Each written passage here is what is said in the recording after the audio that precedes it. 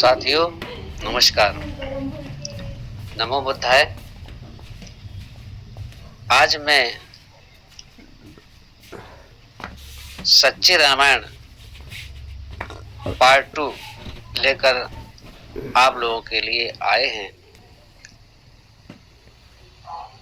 सच्ची रामायण का उद्देश्य भी यही है कि सच को बताना, और बोधिसत्व विचार चैनल का भी यही उद्देश्य है कि आपको सच की जानकारी दी जाए।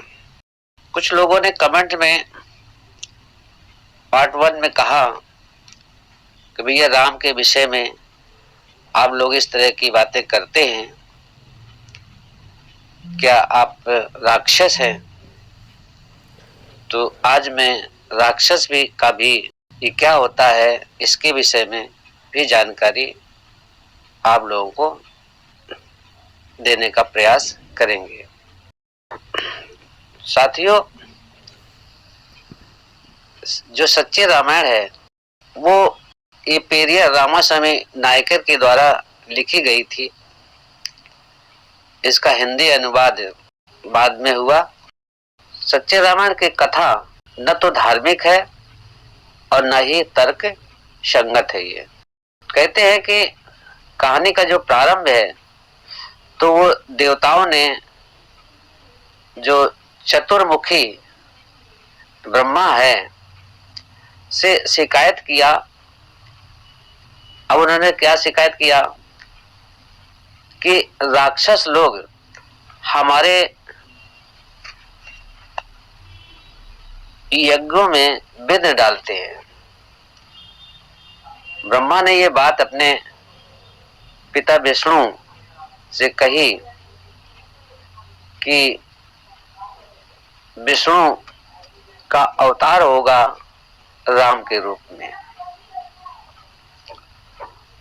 और वो राक्षसों के राजा रावण को मारेंगे। यही रामायण की कथा का मुख्य स्रोत है। ये बालकांड का 15वां सर्ग ये बताता है कि पृथ्वी पर अवतार धारण करने के पश्चात विष्णु को अनेक यातनाएं सहनी पड़ी। आर्यों के पुराणों में इसका जिक्र इस तरह से किया गया है कि विष्णु ने पहले बहुत से अनैतिक कार्य किए हैं। जैसे दंड स्वरूप उसे उन ऋषियों मुनियों ने श्राप दिया जिनके साथ उसने अन्याय किया था। आखिर ऋषियों ने श्राप क्यों दिया, ये एक सोचने का विषय है। उस विष्णु ने सबसे पहले तो एक विरहो मुनि थे, उनकी स्त्री को मार डाला और घृत पाप भी उसके साथ किया था। उसी विष्णु ने मनुष्यों के समक्ष दिन दहाड़े जालंधर जो असुर था उसकी स्त्री का सतीत्व छल कपट से भंग किया था। ये अपने प्रभाव को दर्शाने के लिए अपनी पत्नी, जिसका वास्तविक नाम तिरुमंगल था, आज उसे हम लक्ष्मी के रूप में जानते हैं, उसके साथ दिन दहाड़े खुली जगह में उसके साथ सहवास किया था। पुराणों में इस तरह के बेहुदा प्रसंगों की भरमार है। इन्हें ऐसे ही छोड़ दीजिए जैसे ये है। विवेकवान मनुष्य की शोभा तो इसमें है कि वह पूछे कि देवता और असुर कौन है, ये राक्षस कौन है। जैसे चोरी, हत्या और अन्य घृत कर्म कैसे करने लग गया, क्या इस तरह के गलत कामों को करने वाले लोगों को देवता कहलाने का हक है। ये देवता कहाँ रहते हैं? यज्ञ करने या बलि देने के लिए वे इस व्रत लोक में ही क्यों आए? जब वे यहाँ पर किसी प्रकार का यहाँ के मूल निवासियों के साथ दुर्व्यवहार करना होता है तो एक अवतार हो जाता है और यहाँ के लोगों की हत्या करना और उनको बदनाम करना, इसी तरह की सारी चीजें इस वाल्मीकि रामायण में या राम के चरित्र पर दर्शाई जाती है। छल कपट पूर्ण उपायों द्वारा निरीह जानवरों को तड़पा कर मारना और उनका गोश्त खाना ही एक यज्ञ की परिभाषा है क्या? क्या इसी को यज्ञ कहते हैं? ये सब करने के बाद भी क्या ये कहा जा सकता है कि इससे ईश्वर खुश होता है और प्रसन्न होकर के वह यज्ञ में शामिल देवताओं तथा यज्ञ करता मनुष्यों को देवलोक में स्थान देने के अलावा उन्हें सुख समृद्धि की भी उपलब्ध करवाता है? क्या गूंगे जानवरों के प्रति की जाने वाली इस प्रकार की निर्दयता पर अंकुश लगाना पाप है? इस निर्दयी निर्मम कसाईयों को देवता कहना क्या परमात्मा के लिए जायज है? क्या इन कृत्यों को रोकने वाले दयालु प्राणियों को राक्षस या दानव कहा जाना उचित होगा? पढ़े लिखे लोगों द्वारा इन पर मैं चाहता हूं कि इस पे गंभीरता से विचार करना चाहिए। आजकल मादक पदार्थों का सेवन तथा पशुओं के प्रति निर्दयता पूर्ण व्यवहार को सरकार और जनता दोनों ही दंडनीय अपराध मानती हैं। इसके लिए जुर्माने और कारावास की सजा का प्रावधान भी है। क्या रावण के जमाने में भी इसे रोकना उचित और न्याय संगत नहीं माना जाना चाहिए? रावण एक विद्वान है, वो बौद्धिस्ट है, उसके कार्य जो है वो ऐसे नहीं है जिस तरह से रामायण में दिखाया जाता है। उसका कहना था कि राज्य में अकाल भले ही पड़ जाए, लेकिन जिस यज्ञ में पशुओं के साथ क्रूरता का व्यवहार किया जाता है और उस यज्ञ की इजाजत वो नहीं देते हैं। क्या ये उचित है कि जो राजा अपने राज्य में इस तरह की अमानवीय कृत्य को होने से रोकता है, क्या वो उचित नहीं है?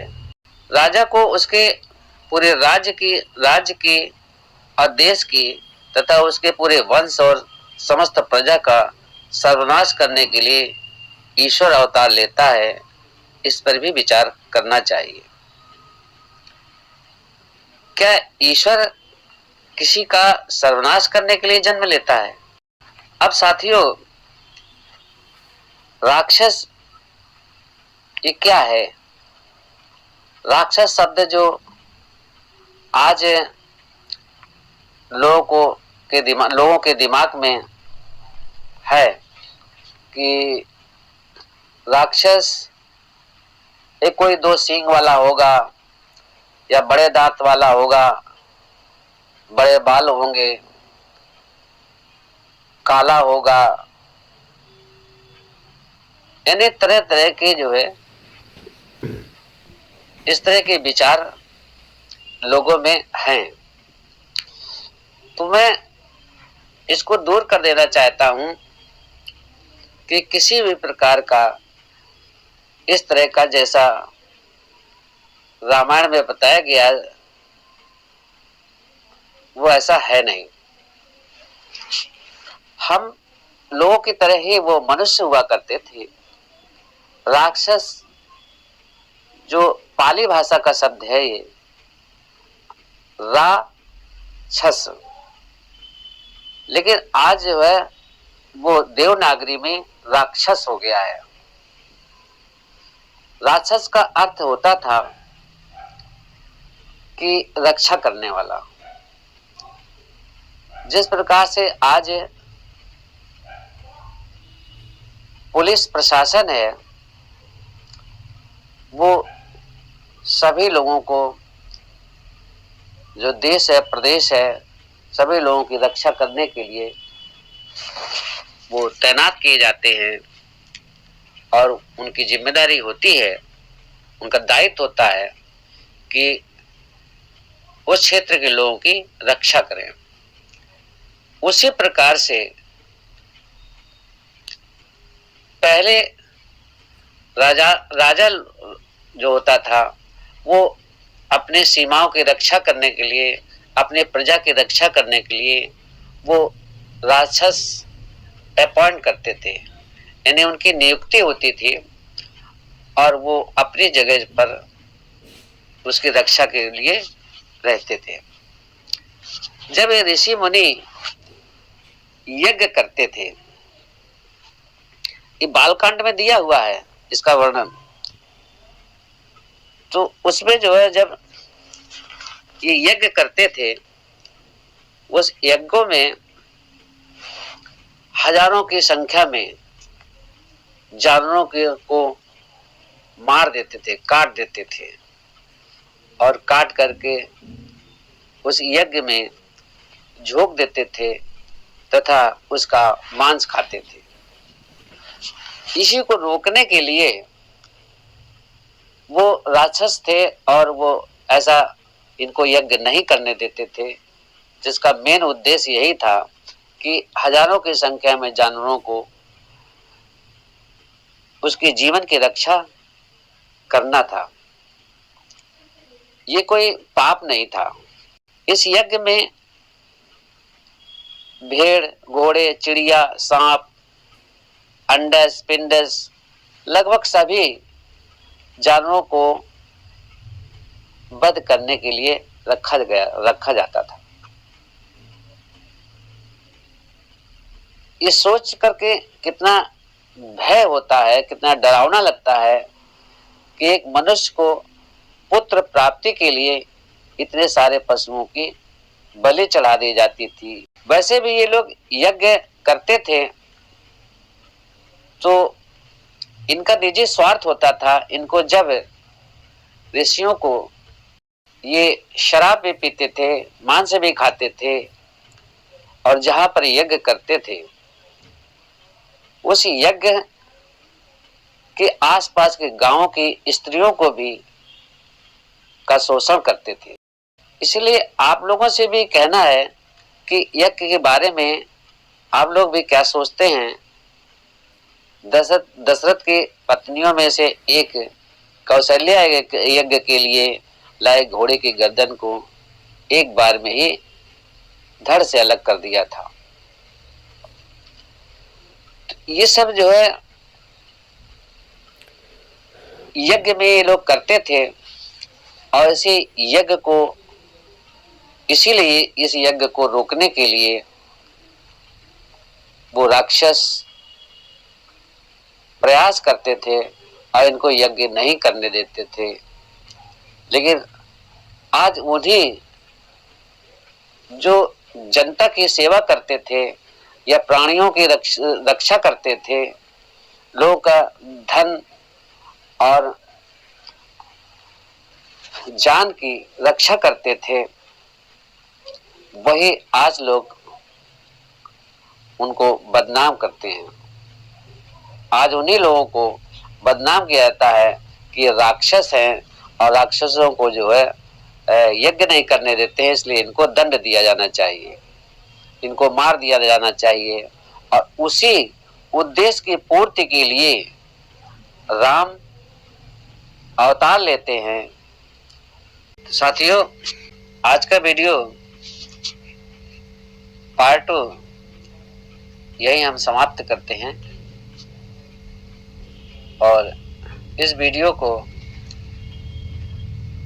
सब्सक्राइब करें, लाइक करें, शेयर करें और घंटे के बटन को अवश्य दबाएं जिससे ये वीडियो आप तक शीघ्रता से पहुंच सके। नमो बुद्धाय। धन्यवाद।